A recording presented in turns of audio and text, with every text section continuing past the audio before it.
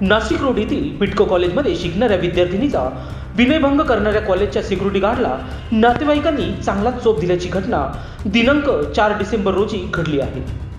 उपनगर पोलीस ठाण्यात रात्री 8:30 वाजता सिक्युरिटी गार्ड विरोधात गुन्हा दाखल करण्यात आला आहे। दिनांक 5 डिसेंबर रोजी पोलिसांनी दिलेल्या माहितीनुसार बिटको कॉलेजमध्ये परीक्षा संपल्यानंतर वर्गाच्या बाहेर कॉलेजच्या आवारात आलेल्या तरुणीला सिक्युरिटी गार्डने कॉलेजच्या गेटवर बोलविले।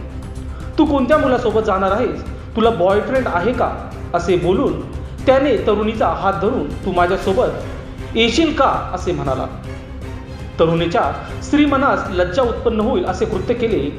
हा सर्व प्रकार तरुणीने घरी सांगितल्यानंतर नातेवाईकांनी गेटवर सिक्युरिटी गार्डला जाब विचारत चांगला चोप दिला आहे। नातेवाईकांनी बिटको कॉलेजचे प्राध्यापक यांना भेटून तक्रार दिली आहे।